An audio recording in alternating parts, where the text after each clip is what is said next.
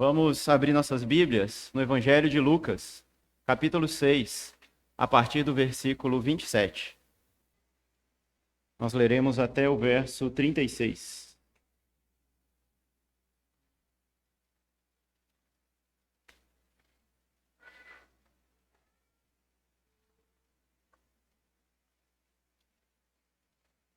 Diz assim a palavra do Senhor. Digo, porém, a vocês que me ouvem: amem os seus inimigos, façam o bem aos que odeiam vocês, abençoem aqueles que os amaldiçoam, orem pelos que maltratam vocês. Ao que lhe bate numa face, ofereça também a outra. Ao que lhe tirar a capa, desde que leve também a túnica. Dê a todo o que lhe pedir alguma coisa. E se alguém levar o que é seu, não exija que seja devolvido. Façam aos outros o mesmo que vocês querem que eles façam a vocês. Se vocês amam somente os que os amam, que recompensa terão? Porque até os pecadores amam aqueles que os amam. Se fizerem o bem aos que lhe fazem o bem, que recompensa terão? Até os pecadores fazem isso. E se emprestam àqueles de quem esperam receber, que recompensa terão? Também os pecadores emprestam aos pecadores, para receberem outro tanto. Vocês, porém, amem os seus inimigos. Façam o bem e emprestem, sem esperar nada em troca. Vocês terão uma grande recompensa e serão filhos do Altíssimo, pois ele é bondoso, até mesmo para os ingratos e maus. Sejam misericordiosos, como também é misericordioso o Pai de vocês. Amém. Vamos orar mais uma vez. Senhor, dá-nos a coragem de obedecer a Tua palavra. Em nome de Jesus. Amém. Meus irmãos, no sermão de hoje nós vamos começar um pouquinho diferente. Talvez você já tenha vindo a essa casa ou escutado muitas pregações ao longo da sua jornada de caminhada cristã. E você sabe que normalmente nós temos uma explicação do texto, depois nós trazemos uma contextualização, como isso se encaixa à realidade dos nossos dias, e por fim uma aplicação, né? Como eu faço isso no meu dia a dia. Mas com essas palavras de Jesus, ele facilitou muito a vida aqui do pregador. Ele já trouxe a aplicação de cara, né? Um texto como esse não tem muito o que ficar explicando. Não tem muito o que ficar contextualizando e procurando qualquer outro recurso para nos dizer como viver isso que nós acabamos de ler. Talvez a situação seja tão clara para a gente que a gente até ignore, né? Como você, quando olha para o sol, diretamente isso lhe fere os olhos. Me parece que essa é a impressão que essa palavra provoca na gente, quando a gente lê, né? A gente se sente ferido, a gente sente o nosso orgulho abalado, né? Mas para a gente tentar, então, receber isso com fé em nossos corações, vamos tentar acolher essa verdade, talvez de uma forma mais suave, não é uma boa palavra, talvez mais apoiada em outros pontos para que a gente possa segurá-lo. E com isso eu queria então que vocês me acompanhassem com algumas imaginações, algumas pequenas digressões, para a gente tentar entender o que é isso que Jesus está propondo para a gente. Imagina um mundo invertido, onde em cima é embaixo, onde o frio é quente, onde dentro é fora, onde o que é duro é macio. Dá para imaginar você vivendo num mundo assim? Não dá não, né? Seria bem estranho. Como que a gente ia se locomover? Como que a gente ia comer? Como que a gente ia se proteger? Bem estranho. Por quê? Por que isso causa uma estranheza em nós, né? Porque nós vivemos num mundo regido por leis que operam de maneira exata. Existem aí as leis da física, as leis da mecânica, né? As leis naturais, as leis da biologia, lá em que os corpos crescem, né? Nascem, se reproduzem, etc., né? E morrem. O ciclo da vida, tudo acontece exatamente da maneira que nós esperamos, né? E isso não é o acaso. O próprio Deus diz que ele deu ordens à criação para que ela operasse dessa forma. Então, Deus até faz uma promessa a Israel na Nova Aliança, né? Falou, enquanto o sol for sol e a lua for lua e tiver estrela no céu, eu ainda terei minha aliança com vocês. Ou seja, as leis físicas se mantêm operando e constantes, né? E aí eu me lembro do tempo de ensino médio, né? Quando a gente estava estudando ali noções de física mecânica, física 1, quando a gente aprende sobre as 3 leis de Newton, né? Vocês lembram? A inércia, a força, a ação e reação, né? E aí eu queria fazer uma observação com você sobre a terceira lei de Newton. Ela diz o seguinte, né? Que para toda ação há uma reação de mesma intensidade, mas no sentido oposto, né?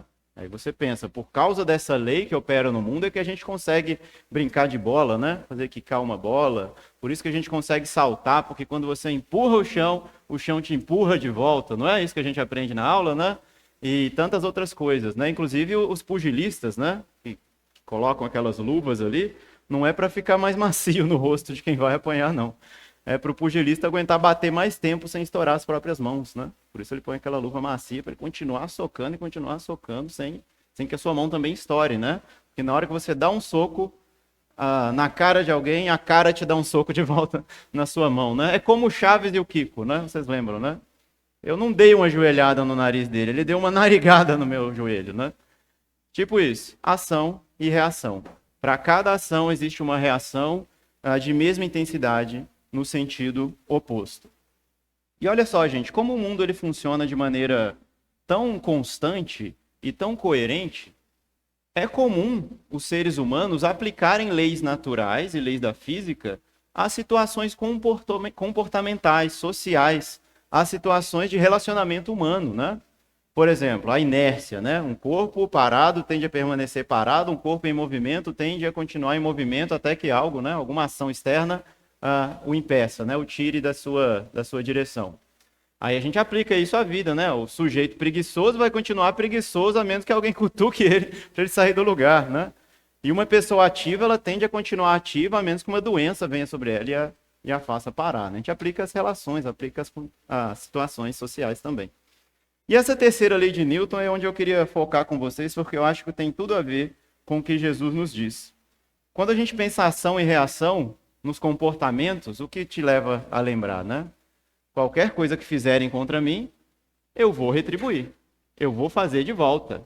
Qualquer mal que me fizerem, eu também farei o mal àquela pessoa. Isso é a lei da retaliação, né? A lei da retribuição. Ou ainda o famoso olho por olho, dente por dente, né? No sentido não explicado, tá? Mal explicado. Se fizer alguma coisa contra você, você tem que fazer de volta. Afinal de contas, nós não somos bobos. Nós temos que lutar pelos nossos direitos, não é? Mas aí vem um problema. Se eu te dissesse que existe um poder maior do que essa própria lei moral, capaz de suspendê-la por uma causa ainda mais nobre do que a própria retribuição e a própria justiça. Daria para imaginar? Ou a gente ficaria no mesmo cenário de imaginar um mundo invertido, né? Em cima e embaixo, o frio é quente, o mole é duro e tudo mais. Eu acho que dificilmente conseguiríamos imaginar também, né? Pareceria muito com esse mundo, porque fala, não é assim que as coisas funcionam. Não é assim que o mundo deveria funcionar. Mas Jesus nos adverte aqui no texto sobre uma situação na qual o mal não deveria ser pago com o mal. Uma situação de recusa à vingança, com o fim de despertar a consciência do homem mau, a ponto de fazê-lo refletir sobre a sua atitude e, quem sabe, até se arrepender ao experimentar o amor diante do mal que ele cometeu, recebendo amor da parte do oprimido. Pois é justamente sobre isso que falaremos nessa manhã, meus irmãos.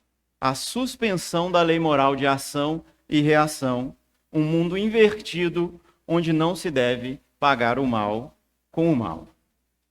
Talvez você esteja ficando confuso nesse momento, dizendo, Emerson, peraí, onde a gente vai chegar? Você está defendendo a impunidade?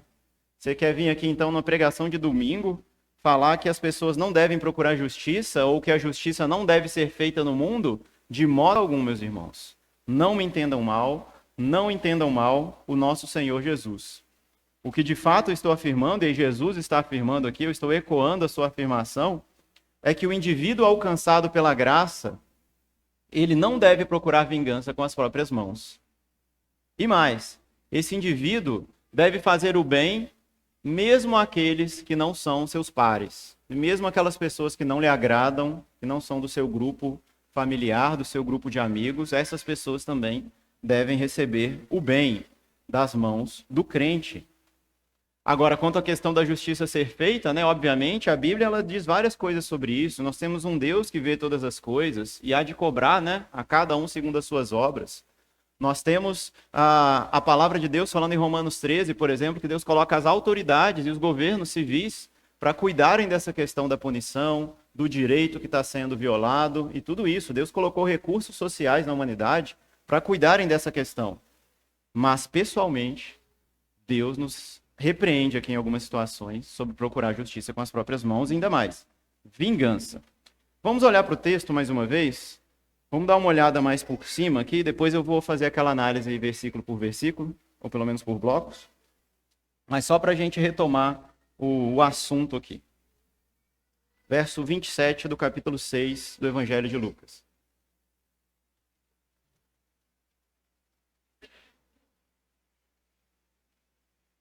Digo, porém, a vocês que me ouvem, amem os seus inimigos, façam o bem aos que odeiam vocês, abençoem aqueles que os amaldiçoam, orem pelos que maltratam vocês, ao que lhe bate uma face, ofereça também a outra, ao que tirar a capa, deixe que também leve a túnica, dê a todo o que lhe pedir alguma coisa, e se alguém levar o que é seu, não exija que seja devolvido, façam aos outros o mesmo que você quer que eles façam a vocês. Como eu já disse mais cedo, né, quando nos deparamos com uma leitura de um texto como esse, a aplicação ela fica óbvia, né? Portanto, eu simplesmente poderia dizer, obedeçam isso que Jesus falou e vamos embora, né? Bora juntar minhas coisas aqui. E tá claro para todo mundo o que a gente deve fazer, né? Se a gente estivesse numa passagem do Antigo Testamento, né, talvez eu teria mais pano para manga para ficar argumentando aqui. A gente está lá em Levítico 11, lendo as leis dietéticas lá impostas ao povo judeu, e você falaria, ô, Emerson, mas isso aí seria válido para os nossos dias? Eu também não devo comer porco, eu também não devo comer rato, eu também não devo comer sapo, nem nada, igual os judeus? Ou está tudo liberado, né? Aí a gente poderia conversar sobre isso, sobre as questões da continuidade e da descontinuidade da antiga aliança para a nova aliança, né? Mas agora a gente se depara com uma ordenança de Jesus na nova aliança. E, entretanto, o nosso coração pecaminoso, ele se agita dentro de nós e diz o seguinte, olha, mas será que é isso mesmo? Né? Será que eu tenho que fazer exatamente isso que Jesus está me mandando? Ou será que isso já não se aplica mais? Será que não é o contexto histórico, né, da época, Emerson, em que Jesus pediu para eles fazerem isso? Porque dá outra face, poxa vida, é algo tão ofensivo, por que eu deveria fazer isso? Meus irmãos, o que acontece quando nós recebemos palavras tão duras como essa de Jesus, na verdade, é que o nosso coração pecaminoso ele começa a se agitar aqui dentro, fica inquieto. Quem de nós recebe essas palavras em paz e feliz de poder obedecê-las? Sair daqui já botando a cara assim, né, para receber um tapa. Ninguém. O que está acontecendo aqui então é que o nosso coração, meus irmãos, ainda que ele tenha sido regenerado por Jesus, trocado de um coração de pedra para um coração de carne, o nosso coração ainda está se convertendo. Ele está em um processo de transformação diária, que vai alcançar ainda o seu status máximo somente no dia em que nos encontrarmos com Jesus. Então, até lá, talvez você não sinta paz, nem se sinta feliz em ouvir essa admoestação de Jesus para a sua e para a minha vida. E vamos continuar procurando subterfúgios, né? Como eu disse aqui agora há pouco, né?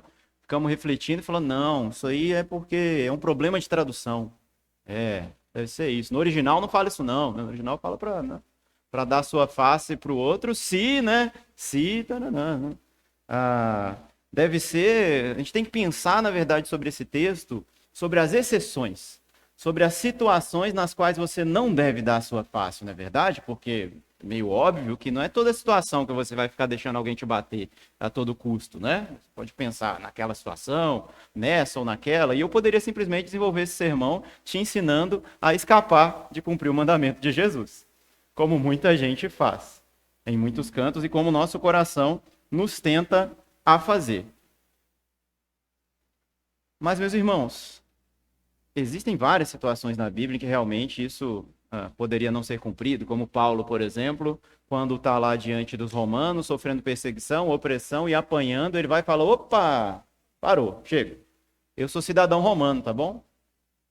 Lembra disso quando você for me bater. Aí a pessoa, opa, não posso, não devia ter feito isso. Vem cá, peraí, ajeita a roupinha dele. Desculpa, vem cá, não processa a gente não, por favor, né? Você vê, Paulo recreou um direito dele, né? Em uma situação determinada, em uma situação específica, né? Mas não é disso que a gente vai falar. Né? A gente vai falar sobre a ordem de Jesus e como a gente deve cumpri-la.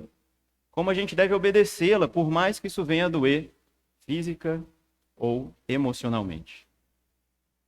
É parte essencial da vida cristã saber perder aquilo que lhe era direito, aquilo que lhe era de direito. Por quê? Por amor ao Evangelho. Você precisa saber perder, meu irmão. Seja dinheiro, seja reputação, seja honra, seja até a sua dignidade, ou mesmo seus bens, ou quem sabe a sua vida. Por amor ao Evangelho. Por amor a Jesus, por obediência ao Senhor. Porque se nós olharmos para a nossa vida conforme as expectativas do mundo, nós não veremos a nós mesmos como Deus nos vê. Nós nos veremos baseados no que o mundo nos vê e que ele diz de nós. O mundo exige que você seja rico, bonito, famoso, bem-sucedido, uma pessoa digna e honrada. Mas, por obediência ao Evangelho, a gente pode acabar ficando sem nenhuma dessas coisas. A gente pode acabar ficando pobre, fraco, sendo chamado de bobo, de idiota por estar obedecendo a Jesus. E essas coisas, meus irmãos, o mais importante disso tudo, nem a riqueza, a beleza e o sucesso, nem a pobreza, a perseguição e o sofrimento definem quem você é. Quem você é está ancorado em Deus. A sua identidade está escondida em Cristo e você é filho de Deus. E isso é o que mais deve importar para a gente. O ser filho de Deus, o pertencer a Ele, é o que Paulo vai falar para a gente em um texto bíblico. Eu quero que vocês abram comigo. 1 Coríntios, capítulo 1, também verso 27. 1 Coríntios 1, 27. Você pode pensar, Emerson, mas se eu seguir exatamente isso que Jesus está falando, as pessoas vão achar que eu sou um idiota, que eu sou um fracote, que tendo eu o direito e a chance de requerer o que é meu e retribuir o mal que foi feito para mim, se eu não fizer nada, seria uma loucura essa passividade. Eu não posso concordar que eu deva viver assim, nem que Jesus está me mandando viver assim. Então leia comigo aí, meus irmãos, 1 Coríntios 1, 27. Paulo diz, pelo contrário, Deus escolheu as coisas loucas do mundo e as coisas fracas do mundo para envergonhar as fortes. E Deus escolheu as coisas humildes do mundo e as desprezadas e aquelas que não são, para reduzir a nada as que são, a fim de que ninguém se vanglorie na presença de Deus. Ou seja, ser fraco, ser louco, humilde e desprezado por amor e obediência a Jesus tem um propósito. Tem um propósito no plano divino, por mais que isso nos doa, por mais que isso seja desagradável de ouvir e de viver. E muito mais do que isso, olha o verso 30, a gente parou no 29, né? Vocês são dele, mas vós sois dele, em Cristo Jesus, o qual se tornou, da parte de Deus, sabedoria e justiça, santificação e redenção, para que, como está escrito, aquele que se gloria, glorie-se no Senhor. Então, meus irmãos, e daí, se o mundo te chama de fraco, se o mundo te chama de bobo, de passado para trás, e daí, se o mundo diz isso sobre você, Se Deus diz que você é um filho amado e que você é dele, você lhe pertence, estar seguro e confiar em Deus pela fé e obedecê-lo é receber de Deus, enquanto você é fraco, pobre, humilde, desprezado, é receber de Deus a seguinte declaração: Jesus já se tornou para você sabedoria, justiça, santificação e redenção. Né? O que mais a gente vai querer? São declarações divinas, infinitamente superiores a qualquer expectativa ou qualquer declaração que os homens podem dar sobre nós. Nós buscamos a aceitação de Deus, o Pai, e nós já a temos. Portanto, vale a pena qualquer custo que decorra disso. Dito isso, podemos olhar de novo lá para Lucas, né? Volte sua Bíblia lá para o Evangelho de Lucas, capítulo 6, verso 27 e 28. Jesus está dizendo para amarmos os nossos inimigos, fazermos o bem aos que nos odeiam, abençoarmos os que nos amaldiçoam e orarem pelos que nos maltratam. Meus queridos, a gente dizia isso no IBTM essa semana, né? Na aula que a gente está tendo lá, Bibliologia, sobre como a interpretação da Bíblia, muitas vezes, aliás, a interpretação ela não é inspirada por Deus. E ela, muitas vezes, ela pode errar. Mas o texto bíblico é inspirado por Deus. O Senhor mesmo declarou e ele é a verdade. Então, já no Antigo Testamento, quando Deus dá uma ordenança do povo cumprir os seus mandamentos, e as pessoas leem aquilo e ficam na dúvida e falam, poxa, mas como que eu posso cumprir isso? Talvez isso deva ser cumprido daquela forma, né? E aí a interpretação que eles davam ao texto se tornou mais importante do que o próprio texto, né? Os fariseus, os mestres da lei, eles diziam que Deus deu duas leis para Moisés no Sinai. Ele deu a lei escrita e a lei oral, ou seja, a interpretação sobre como cumprir a lei. De tal maneira que eles valorizavam muito mais a lei oral do que a própria lei escrita. Eles diziam, a interpretação é tão inspirada quanto a Escritura Sagrada, e nós devemos dar mais atenção à interpretação, de maneira que eles tinham discursos, como Jesus vai dizer no Evangelho de Mateus, na mesma passagem, que diz o seguinte, né? Ouvistes o que foi dito, amarás o teu próximo e odiarás o teu inimigo. Já ouviram isso? Jesus falando isso lá em Mateus capítulo 5 ou 6, né? E aí Jesus diz, eu porém vos digo, né? Aí ele vem com essas afirmações. Entretanto, esse ouvistes o que foi dito, ele representa, na verdade, as interpretações das pessoas da época. Não exatamente o texto bíblico. Não existe um lugar na Bíblia que mande a gente odiar o nosso inimigo. Sabiam disso? Quando Jesus diz ouviste o que foi dito, é porque as pessoas diziam isso. Os sábios, os mestres da lei diziam que a Bíblia mandava odiar o inimigo. Por quê? Olha um princípio hermenêutico errado, fajuto que eles usavam. Eles falam o seguinte, se a Bíblia mandou você fazer uma coisa positiva, né?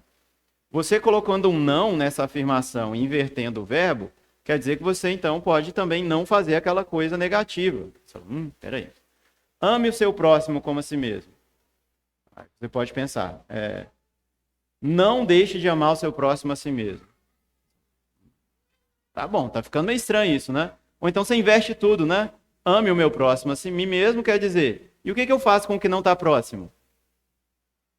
Eu odeio, eu não amo, né?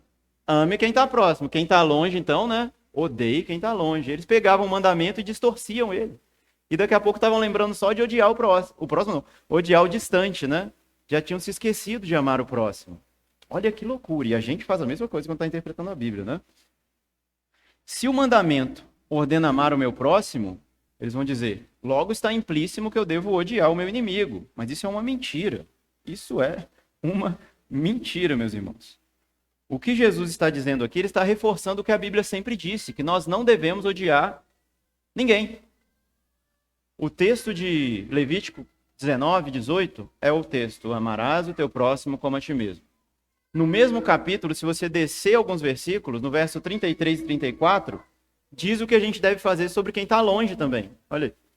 Se o estrangeiro peregrinar na vossa terra, não o oprimas. Como um natural ele será entre vós. O estrangeiro que peregrina convosco, você deve amá-lo como a si mesmo. Pois estrangeiros vocês foram na terra do Egito. Eu sou o Senhor vosso Deus. Então a Bíblia sempre ensinou que eu tenho que amar o meu próximo e o meu distante também. e quem está longe de mim, seja geograficamente, seja fisicamente, seja em termos de valores, de ideias, de conceitos. A Bíblia nos ordena a amar e a receber, porque nós também já estivemos em lugares em que não éramos bem-vindos e desejávamos ser amados nesses lugares, não é verdade? Ou seja, devemos também amar o que é de longe, o que é diferente do nosso ciclo de preferências. Família, amigos, pessoas que a gente tem afinidade. E você pode pensar na seguinte observação: tá bom, eu posso até amar uma pessoa mais distante, desde que ela seja gente boa, né? Aí, tudo bem, porque, né? Que amar gente chata, né? Não importa, é de perto ou se é de longe, né? Aí não quero. Eu só quero amar gente legal, seja da minha família ou não, né? Porque aí tá tudo bem, aí é fácil, né? E é lógico que não, Jesus também está dando um golpe aqui, falando, não é isso não. Devemos amar gente ruim. É isso mesmo. A gente tem que amar gente chata, gente que às vezes te persegue, gente que quer te fazer o mal. Jesus está nos mandando amar essa pessoa. É o que ele falou aqui, ó. Ele deixa claro no texto o que a gente deve fazer por eles, né? Amem os inimigos, façam o bem aos que nos odeiam, abençoem os que nos amaldiçoam, orem pelos que os maltratam. A gente pode pensar aqui em quatro instruções: amar, fazer o bem, abençoar e orar. E do lado de lá, quem? Os inimigos, os que nos odeiam, os que nos amaldiçoam e os que nos maltratam. Só que eu quero propor para vocês uma leitura diferente desses 4 pontos. Eu acredito que aqui Jesus esteja anunciando o assunto no primeiro tema. Ele diz, ame os inimigos.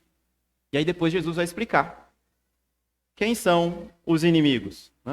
São aqueles que nos odeiam.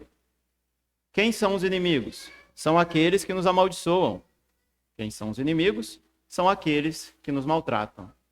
E o mesmo paralelo a gente pode fazer do outro lado. Amem os seus inimigos. Como eu amo o meu inimigo? Isso é muito importante. Faça o bem para ele. Abençoe ele. E ore por ele. Isso é tão importante, meus irmãos, porque muitos de nós se recusam a cumprir esse mandamento de Jesus, porque nós achamos que o amor que Jesus está nos incentivando a ter aqui é aquele amor romântico, é o fofinho. Quando você vê seu inimigo, dá um coraçãozinho para ele, né? Coreano ainda, um coraçãozinho coreano para ele, né?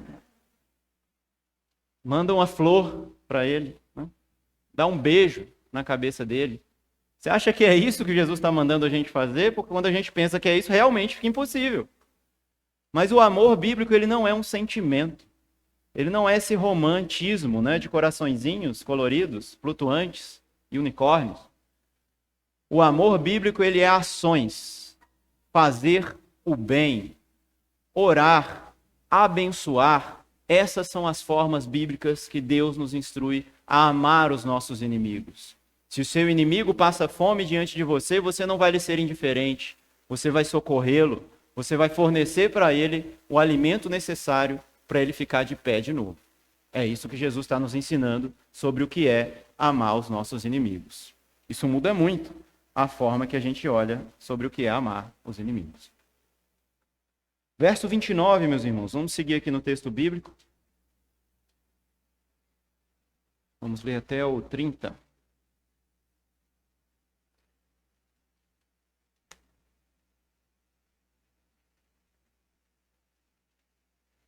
Ao que lhe bate uma face, ofereça também a outra. Ao que lhe tirar a capa, deixe que leve também a túnica. Dê a todo o que lhe pedir alguma coisa. E se alguém levar o que é seu, não exija que seja devolvido. Resumindo, Jesus mandou a gente dar tudo aqui, né? Dê a face, dê a roupa, dê tudo o que lhe pedirem, dê até mesmo o que for tomado de você à força. Aqui eu acho muito relevante a gente pegar o contexto, né?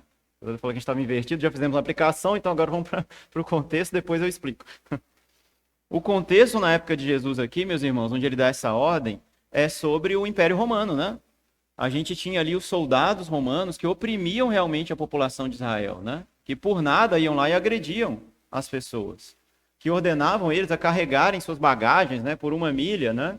A gente tem uma cena muito bonita no Chosen, né? Quem gosta de assistir o The Chosen, disso acontecendo. Pegavam as coisas dos outros, gostei dessa capa aí, diante das autoridades. Jesus não está falando para a gente, está falando das autoridades. Não vou falar do que ele não está falando. Ele está falando aqui sobre as autoridades. Pessoas que receberam, digamos assim, de Deus, né? A palavra de Deus diz que não existe autoridade que não seja constituída por Deus. Deus fala que constitui autoridades para fazer o bem. Porém, eles usam essa autoridade, esse poder, para fazer o mal, para oprimir as pessoas. Então, Deus está de olho nisso e Deus há de julgar eles em algum momento. Entretanto, da nossa parte, Jesus está falando, olha, não revide. Não revide quando aquela pessoa que tem autoridade abusar do poder. Não combata com as mesmas armas.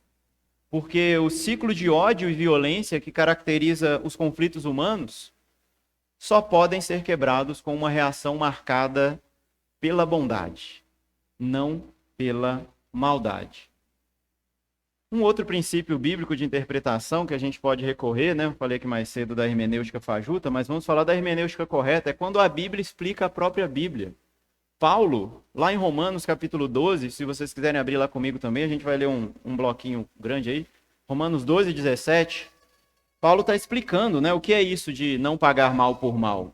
Ele está praticamente parafraseando Jesus quando envia sua carta à igreja dos romanos.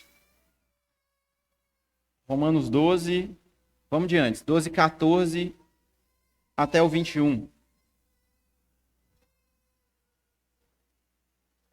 Abençoem aqueles que perseguem vocês.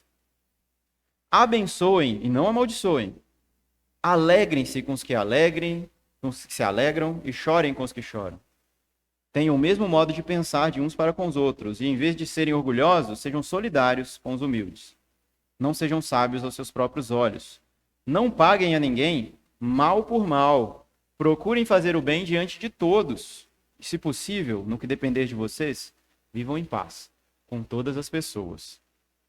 Meus amados, não façam justiça com as próprias mãos. Essa é a mensagem de Jesus.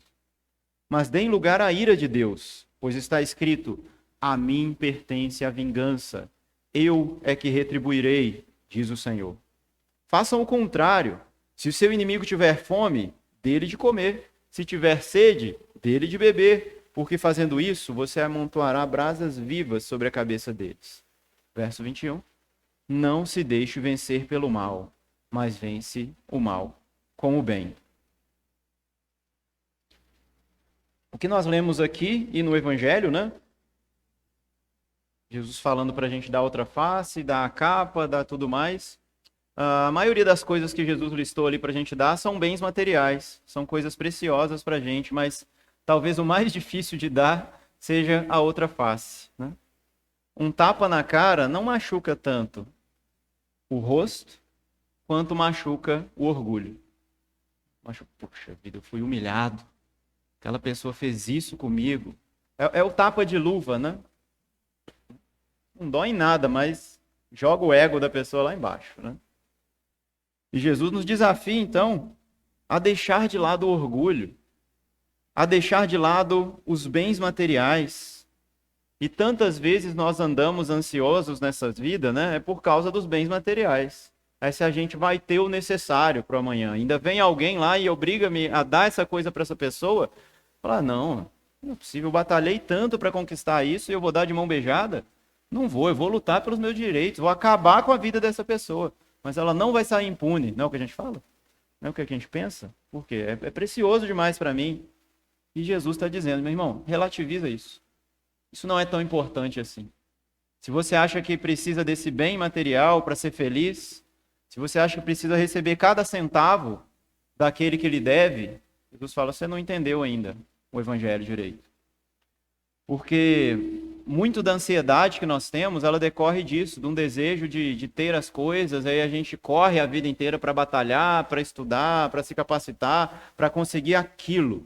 E aí você acha que a felicidade está lá. Você só vai ser feliz quando alcançar aquelas coisas. Isso não é verdade.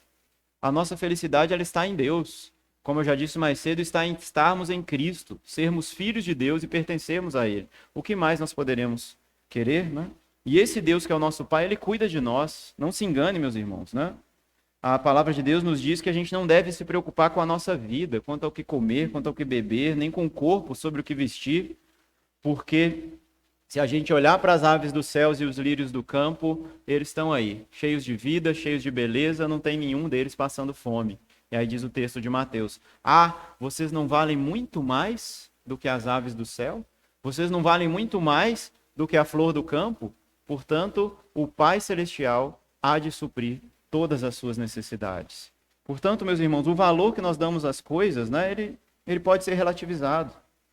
Jesus está anunciando para a gente uma nova ética, um novo padrão de como viver, amando até mesmo as pessoas desafetas, para que nós possamos vencer o mal com o bem. Não pela violência, não pelo ódio, mas pelo amor que se sacrifica em favor dos outros. Verso 31 até o 33 de Lucas 6, voltamos para o texto principal do sermão. Façam aos outros o mesmo que vocês querem que eles façam a vocês. Se vocês amam apenas quem te ama, que diferença e recompensa terão? Até os pecadores amam quem os amam. Se fizerem o bem apenas aos que lhes fazem o bem, que recompensa terão? Até os pecadores fazem isso. Ora, o verso 31, em outros evangelhos, ele é apresentado por Jesus, separado, como se fosse o resumo da lei. Faça aos outros o que você quer que eles façam a vocês. Mas se a gente não prestar muita atenção em como esse texto se conecta ao demais texto, a gente vai pensar errado. A gente pensar, então, né? Se Jesus mandou eu dar outra face quando eu apanhar, e eu tenho que fazer o que eu quero que os outros façam para mim, eu vou bater nos outros esperando que eles virem outra face. Não é isso. O texto está falando, ele está conectando essa ideia no sentido seguinte. Ora, todos nós, se estivermos em uma situação de necessidade, queremos ser socorridos, não é verdade? Pensa só, você está num dia de clássico aqui no Mineirão, Cruzeiro e Atlético, e aí você está torcendo pro seu time assim, está indo embora de moto e tal, precisa passar exatamente onde é a concentração da outra torcida. De repente você cai de moto. Com a blusa do time adversário, hein? É o Mr. Carlos aqui de blusa do Atlético aqui. Tá lá com a blusa do Atlético, passou no meio da torcida do Cruzeiro, rau, caiu de moto, no meio da torcida lá, né? O que você esperaria que acontecesse com você, né? Nas melhores das possibilidades, gente. Uma pessoa caiu de moto. O que acontece? As pessoas vão se juntar, né? Ô, mano, você tá bem e tal? Levanta aí e tal, tudo certo? Tranquilo? Arranhou, machucou, cara? Vamos ver aí, tá bem? Parará, beleza? Cuidado, hein? Quer que chame a ambulância? É isso que você esperaria, não é não? Em qualquer situação. Mas diante de você ali estão seus, entre muitas aspas, inimigos, né? O Mr. Carlos falou aqui, suicídio, acabou a vida. Não deveria ser assim, a gente não espera que seja assim quando a gente quer ser bem tratado, né? Mas aí vira o outro lado, né? É você lá na sua torcida, você lá aglomerado lá e tal, comemorando que seu time ganhou do outro, de repente cai o seu adversário no seu caminho, né? Não, é a oportunidade de eu dar uma coça nesse cara ou é uma oportunidade de eu ser gracioso com ele, né? Pois é, isso que Jesus está falando. Faça pelos outros o que vocês querem que eles façam com vocês. Por que eu devo amar meu inimigo? Porque se você for inimigo de alguém, você quer ser amado. Simples assim, não é verdade? Então é o princípio básico, é a lógica que Jesus está apresentando aqui para a gente. Ora, já falei. Se você gostaria de ser bem tratado por um desconhecido em um lugar diferente da sua zona de conforto, você também deveria ser essa pessoa que cuida dos outros, que socorre os necessitados, embora eles não estejam no seu ciclo interno de amizade. E, meus irmãos, aqui eu acho que é um ponto-chave desse sermão, que a gente precisa pensar muito sobre isso. Jesus não exige nada de nós que ele mesmo não tenha feito.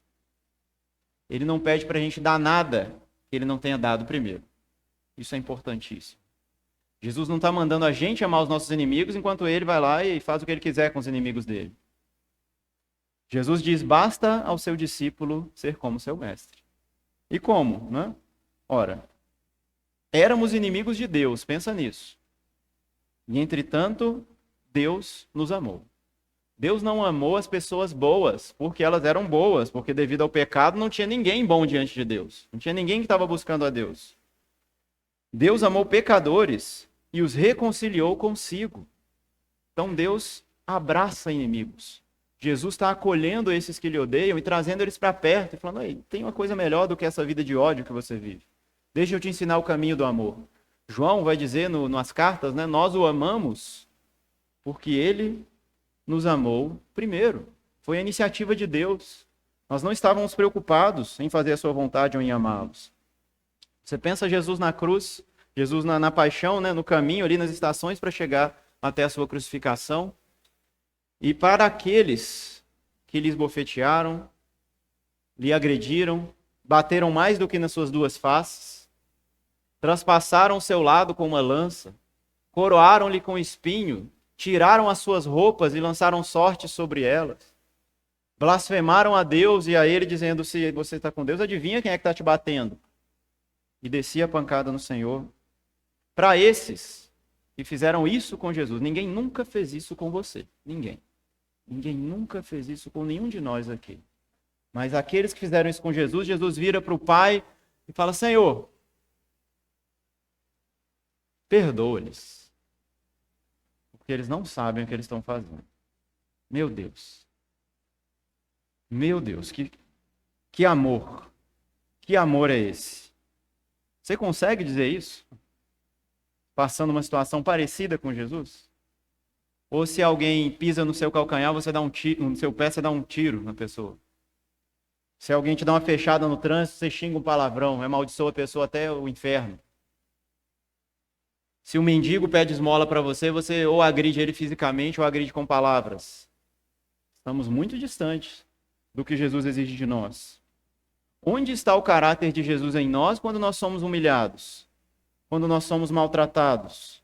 Onde? Precisamos pedir isso a Deus. Precisamos pedir perdão ao Senhor.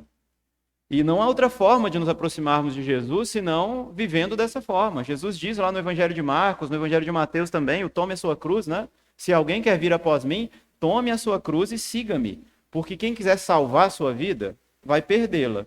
E quem perder a sua vida por amor de mim, vai salvá-la. Porque de que adianta a pessoa querer ganhar o mundo inteiro e perder a sua alma?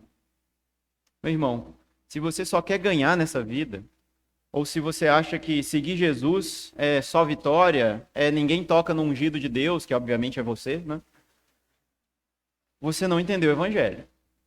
Porque Jesus está chamando os discípulos nesse verso que a gente leu aqui, ó, Mateus 8, 34 a 36, a perder, a abrir mão da sua vontade, abrir mão do seu orgulho, abrir mão dos seus bens, até mesmo a abraçar o sofrimento e a morte, se necessário.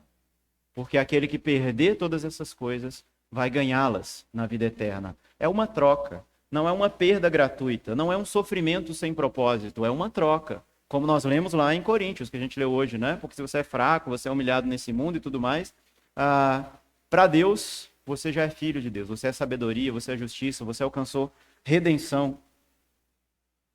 Porque se a gente perder a nossa vida por causa de Jesus, na verdade nós vamos ganhá-la. Verso 34 de Lucas 6.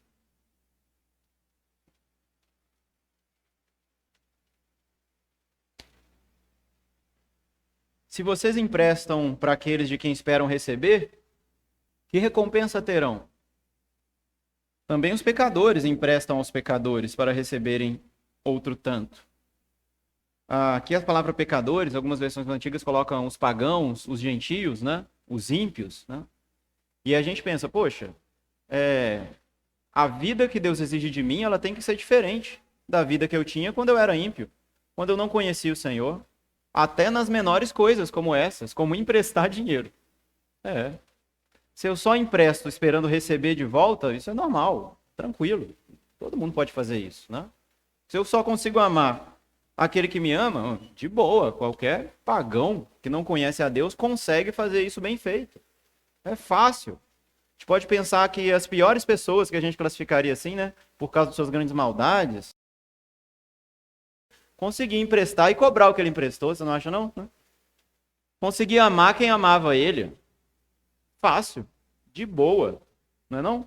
Tá no partido? Tá amado. Vem cá, você tá acolhido, você é ariano. Kim Jong-un, mesma coisa. Né? O Bin Laden, sem dúvida, fácil. Prestava, recebia de volta. Não? Amava quem estava perto. que a gente tem de diferente de um pagão, então? O que se espera dos filhos de Deus? Que eles ajam como? Os dois últimos versículos da passagem de hoje. Capítulo 6, verso 35 e o verso 36. Vocês, porém, amem os seus inimigos. Jesus volta e retoma tudo que ele falou, né? A conclusão. Façam o bem e emprestem, sem esperar nada em troca. Tem algumas versões que colocam, sem esperar receber. Só empresta. Dá, né? Fala que está emprestando, mas... Vocês terão uma grande recompensa. Juros? Não. E serão filhos do Altíssimo, pois ele é bondoso, até para os ingratos e maus. Sejam misericordiosos, como também é misericordioso o Pai de vocês. Meus irmãos, aquele que recebeu graça de Deus, do misericordioso, é capaz de compartilhar essa graça. Quando a gente olha para... Não vou abrir lá, não, já usei muito texto de apoio. Mas quando a gente olha para Mateus capítulo 18 e Jesus chega para... Pedro, na verdade, chega para Jesus e fala, Senhor, até quantas vezes devemos perdoar?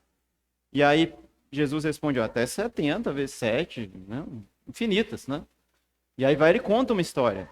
Jesus conta uma história para eles dizendo que um certo homem devia uma quantia impossível de ser paga. Assim, 60 milhões de denários na época. Ou seja, um denário era o que você recebia por um dia de trabalho. Então ele devia 60 milhões de dias de trabalho para esse credor. E aí então o credor chama o sujeito e fala, meu filho, vem cá, e a dívida que você tem comigo? E aí o sujeito diz, não, seja paciente comigo, eu lhe pagarei tudo o que eu lhe devo. Impossível, não tinha como ele pagar. Né? Aquela desculpa básica, né, que a gente dá quando é constrangido a prestar contas. E então o Senhor, né, vira para aquele cara e fala, não tem jeito de me pagar, não. Mas aqui, faz o seguinte, né? Tá perdoado, você me devia. Recomeça a sua vida. Vai lá e usa esse perdão aí que eu te dei para fazer alguma coisa boa, né? E aí esse homem sai de lá, né? Você imagina como é que você sairia de uma situação dessa, né? Exultante, falou, beleza, zerou minha dívida, nome limpo, graças a Deus, né? Agora eu vou ser mais prudente, né? E tal. E aí vai andando e tudo mais, e ele tromba com outro homem, outro sujeito. E esse sujeito devia para esse principal da história 100 denários, 100 dias de trabalho. Esse aqui devia quanto? 60 milhões. Esse aqui devia 100.